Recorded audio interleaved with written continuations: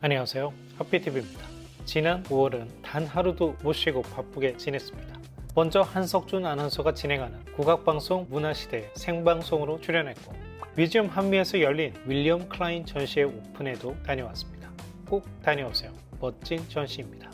그리고 라이카 Q3 성수 팝업 스토어 오픈에도 다녀왔네요. 그리고 너무 바빠서 석 달 넘게 참석하지 못한 와인 모임에도 오랜만에 참석했습니다. 이날은 원테이블 레스토랑 미미제에서 가졌는데 이날 음식 너무 훌륭했습니다. 특히 세비체는 인생 세비체라 할 만큼 좋았습니다. 미미제, 기회되면 제대로 소개드리겠습니다. 그리고 지난 연휴 교토로 떠났습니다. 간사이 국제공항에 내려 교토역까지 기차를 타고 갑니다. 4년 만에 교토, 설렘이 가득합니다. 첫 식사로 교토역에 있는 하시타테를 찾았습니다. 교토의 고급 요정 와쿠텐이 운영하는 하시타테는 소면, 덮밥 등 간단한 요리를 판매하는 업장입니다. 먼저 나마비루부터. 나마비루를 마셔줘야 일본 여행을 시작한다는 느낌이 들죠. 식사가 나왔습니다. 김메다이, 금눈돔 사시미 덮밥, 소면의 세트인데요. 김메다이동은 김메다이가 쫄깃하고 맛도 풍부했는데 밥이 영 아니었습니다. 소면도 김메다이 조림만 맛있고 다시도 평범했습니다. 하시타테는 10년 전 처음 찾았을 때 감동했던 기억이 있는데 지난 4년 동안 평범한 업장이 되었네요. 한동안 다시 찾지 않을 하시타테였습니다. 호텔 체크인을 마치고 아쉬움을 달래려 라디레에 왔습니다. 늘 말씀드리지만 일본은 파르페죠. 여름 한정 메론 파르페를 청했습니다. 그런데 기대에 못 미쳤어요. 메론을 과육 그대로가 아니라 콤포트, 소르베로 만드니 메론 자체의 매력이 반감되어 아쉬웠습니다. 1차로 간 식당은 배터리 부족으로 찍지 못하고 2차로 꼬치구이 즐기러 우즈라야에 왔습니다. 먼저 샴페인부터 청합니다. 기본 안주 양배추를 내줍니다. 아래 있는 소스가 별미예요. 사실 이곳은 모든 메뉴가 맛있죠. 주문하면 수채 올려 바로 구워줍니다. 먼저 제가 가장 좋아하는 닭 껍질인 카와와 목부위 세세리를 받았습니다. 카와, 세세리는 이제 국내에도 파는 업장들이 늘고 있죠. 우즈라야의 카와, 세세리는 또 다릅니다. 샴페인과도 아주 잘 어울리죠. 치쿠네, 흔히 나오는 동그란 완자 모양이 아니라 길쭉해서 모양이 독특하죠. 불향과 바삭한 식감이 그만입니다. 이것도 꼭 드세요. 테바사키, 날개 부위죠. 겉은 바삭하고 속은 촉촉한 식감이 압도적입니다. 그 다음으로 나온 그린 아스파라거스, 안에 머금은 채즙이 압권이었습니다. 네기, 파가 나왔습니다. 우즈라야에서 인기 많은 메뉴죠. 자가이모, 감자입니다. 훌륭했어요. 버터 올려서 먹으면 녹아버리죠. 그리고 참마가 나왔습니다. 씁쓸한 첫맛이 오히려 입맛을 돋우죠. 그리고 주먹밥 야키 오네기리가 나왔습니다. 탄수화물 보충에 제격입니다. 샴페인을 연속으로 달리다 마지막으로 레몬 사와 주문해줍니다. 밸런스 훌륭했어요. 와트콩구이, 껍질째 먹는 요리인데 호불호가 갈리지만 저는 좋아합니다. 오크라, 한국에서는 잘 먹지 않는 채소지만 구워 먹으면 훌륭합니다. 마지막으로 아피오스 감자, 흔히 인디언 감자라 불리우는 종인데요. 이게 정말 대박이었어요. 이날 먹은 메뉴 중 아피오스가 가장 맛있었습니다. 한국에서도 구해서 바베큐로 즐겨봐야겠다는 생각이 들었습니다. 호텔로 돌아오는 길에 안도 타다오가 건축한 타임즈에 들렀습니다.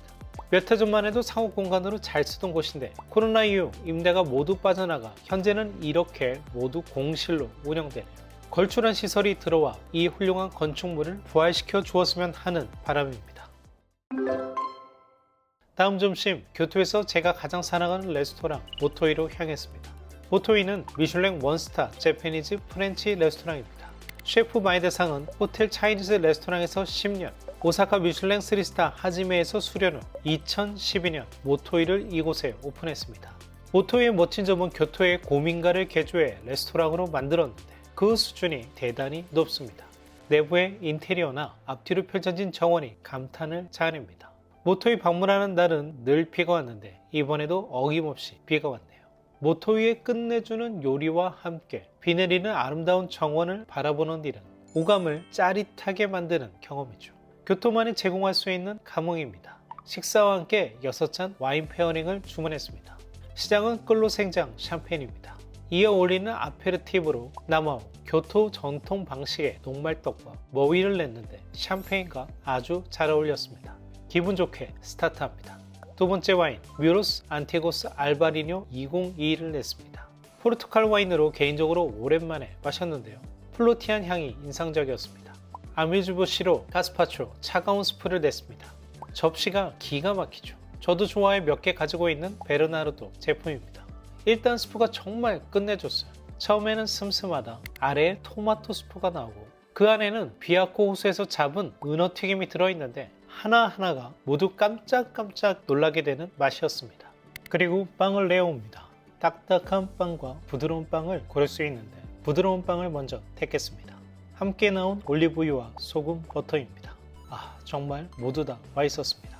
세 번째 와인은 캠베럴리 품종을 사용한 일본 미야자키 현의 와인이었어요. 푸아그라에 어울 수 있도록 스윗한 맛의 와인이었습니다. 그리고 푸아그라와 프랑스 디저트인 체리 크라프티를 같이 냈습니다.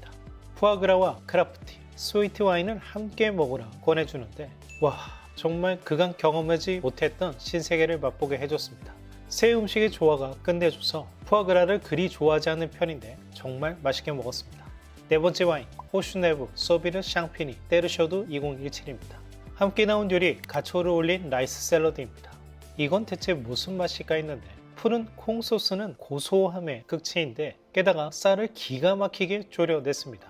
이걸 타타키한 가초와 같이 먹는데 조화가 미쳤습니다. 모토이는 거를 타선이 없어요. 생선 요리를 위한 와인으로 도멘주리아 화이트 와인이 나왔습니다. 농어를 구워서 냈고 옆엔 오사카의 가재입니다. 모토이의 생선구이는 늘 예술이니까 농어는 당연히 겉바 속촉 끝내줬지만 가지가 대박이었습니다. 채즙도 과하지 않고 은은한 단맛이 어우러지는 감동적인 맛이었어요. 5월에 교토 오시면 가지 꼭 드세요. 2번 드세요. 마지막 와인으로 사또 그랑주 네브 2018이 나왔습니다.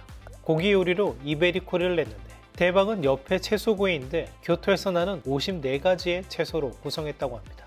이베리코도 맛있지만 54가지 채소 하나하나가 달고 씁쓸하고 촉촉하고 크리스피하고 눅진한데 이걸 생으로 튀겨서 볶아서 쪄서 각각의 고유한 맛을 살릴 수 있도록 조리했습니다. 54가지의 정성스러운 별미를 하나하나 맛보는 기분이었어요. 저처럼 제철 채소 요리를 좋아하시는 분들이라면 이 요리에 감동받으실 거예요. 자, 이제 요리가 끝나고 디저트입니다. 첫 번째, 수박 셔벳이 나왔습니다. 수박 아래 적시초를 뿌려냈는데 배불렀던 입안을 싹 정리해줍니다. 두 번째, 디저트입니다.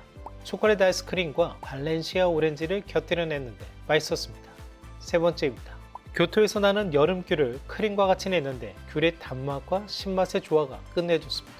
마지막으로 커피가 나왔습니다. 그리고 곁들일 미나르디즈가 나왔습니다. 흔히 후티브루라 부르죠. 저로부터 캐러멜, 마카롱, 까눌레, 캐러멜, 코코넛이었습니다.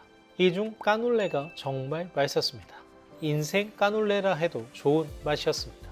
식사가 끝나고 마이다 셰프가 테이블마다 인사를 와줬습니다. 요리 전부 놀라웠고 맛있었다고 답했습니다. 이렇게 나온 모토의 코스 요리는 단돈 11,000엔입니다. 제가 즐겨 찾는 도쿄의 프렌치 레스토랑 엑스키스 로지에의 절반 가격입니다. 요리 하나하나에 감탄을 자아낼 뿐만 아니라 교토 제철 식재료를 사용하는 정성이 더해졌는데도 이 가격이라니 정말 놀랍죠. 요리의 완성도는 4년 전보다 한결 더 좋아졌습니다. 모토이 때문에 조만간 다시 교토를 찾아야 할 것 같습니다. 여러분께도 강력 추천합니다. 배불리 먹었지만 디저트 빼놓을 수 없죠. 아상블라주 카케모토는 모토이 식사 후에 제가 꼭 찾는 업장인데요. 이곳은 카케모토 아키히로 파티셰가 운영하는 업장으로 월드 쇼콜라 마스터즈의 일본 대표로 2번 출전해 세계 4위에 입상했다고 합니다. 이렇게 바깥쪽에 판매하는 디저트 하나하나가 모두 맛있지만 진짜는 안에 있습니다. 인테리어가 끝내주죠. 이곳에서만 판매하는 특선 디저트가 끝내줍니다. 디저트와 어울리는 위스키도 즐길 수 있어요. 과거 제가 이곳에서 먹었던 디저트는 교토의 정원을 표현한 건데 아이디어도 멋지지만 맛도 끝내줬습니다. 오늘은 초코 파르페를 주문했습니다. 너무 예쁘게 생겼죠. 초콜릿으로 만들어진 나무디비로 뜨거운 오렌지 시럽을 부으면 이렇게 녹아내리고 이렇게 섞어서 먹는 파르페입니다. 역시나 아주 맛있었어요. 잘 먹고 나왔습니다. 디저트 좋아하시는 분들 아상블라주 카키모토를 찾으시길 바랍니다. 저녁 식사를 위해 덴프라인도에 10년 만에 들렀습니다. 덴프라인도는 아름다운 료쇼코인 옆에 있고요. 이 골목에는 기온 사사키 등 교토 고급 요리점들이 몰려 있습니다. 엔도는 이 골목에만 3곳의 업장이 있습니다. 비 오는 날이라 캔슬이 있는지 좌석에 여유가 있다 싶었는데 나중에는 꽉 찼습니다. 여전히 인기가 좋네요. 자리에 앉았습니다. 병맥주밖에 없다고 해서 우메슈 소다와리로 주문했는데 영 싱거웠습니다. 사시미 포함 코스로 주문했더니 전 요리로 문어를 냅니다. 부드럽고도 쫄깃한 식감 예술입니다. 다음은 사시미, 가츠오, 타이, 이까를 냈는데 3점 다 좋았습니다. 첫 점은 옥수수입니다. 맛있지만 평범했습니다. 두 번째는 완두콩을 껍질째 튀겨서 냈습니다. 씹는 순간 와, 얘네 미쳤구나 외쳤어요. 콩껍질 안에 콩을 갈아서 속을 꽉 채워 썼던 거예요. 정말 충격적인 맛이었습니다. 세 번째, 우니입니다. 우니는 튀기면 맛있을 것 같지만 오히려 긴 맛이 강해지죠. 평범했습니다. 네 번째, 새우 대가리입니다. 이 또한 평범했습니다. 다섯 번째, 새우 몸통입니다. 씨알이 작아서인지 새우의 단맛이 제대로 느껴지지 않았습니다. 새우 완자, 특이하게 새우 완자를 쌀에 튀겨서 냈습니다. 바로 먹는 게 아니라 앞에 스프에 담궜다 먹는 방식이었어요. 맛보다는 재밌었습니다. 엔도가 요리에 위트가 있습니다. 가지, 점심에 먹은 모토이 가지에 이어 대박이었습니다. 채즙 예술이고 은은한 단맛이 입안에 오래 남았습니다. 5월의 교토 가지는 반드시 드셔야 합니다. 버섯 새우튀김, 덴푸라에서 즐겨내는 요리인데 맛 훌륭했습니다. 버섯 트러플입니다. 버섯 안에 트러플 소스를 채워 튀겼는데 이게 충격적일 정도로 맛있었습니다. 일본의 유명한 덴푸라야는 거의 다 경험해봤다 생각했는데 엔도는 정말 놀라운 아이디어를 쏟아냈네요. 대단히 인상적인 한 점이었습니다. 타츠오 갈치죠. 평범했습니다. 아스파라거스 정말 맛있었어요. 교토 아스파라거스는 주사위로 즙을 넣어서 기르나 봅니다. 아나고 장어입니다. 아나고를 튀겨서 내는 건 일반적인데 사실 아나고 덴푸라가 느끼하죠. 근데 엔도는 아래 적시초를 뿌려서 이걸 보완해냈네요. 아이디어 인정입니다. 그리고 식사로 텐동을 주문했습니다. 텐동은 튀김도 밥도 평범했습니다. 마지막으로 디저트. 자몽 소르베는 우리가 예상하는 맛인데 오른쪽 팥 튀김이 예술입니다. 어떻게 팥 당고를 튀길 생각을 했을까요? 정말 맛있었습니다. 식사 자체는 훌륭했습니다만 지난 도쿄 큐베이와 마찬가지로 외국인 방문이 워낙 많으니 외국인만 있는 업장으로 몰아 안내했는데요. 그렇다 보니 서빙이 너무 빠르고 산만합니다. 요리사의 간격이 짧아서 성격 급한 분은 좋겠지만 셰프가 한 점 한 점 정성스럽게 튀겨서 손님에게 낸다는 오마카세의 의미는 퇴색된다고 할까요? 맛은 90점 이상이었지만 서비스는 50점 주고 싶었던 덴푸라인도였습니다. 2차로 우즈라야에 왔습니다. 아까 못 마신 나마비루부터 완두콩, 찌꼬네, 감자, 소세지, 아피오스, 레몬사와 2잔까지 먹어주고 호텔로 돌아왔습니다.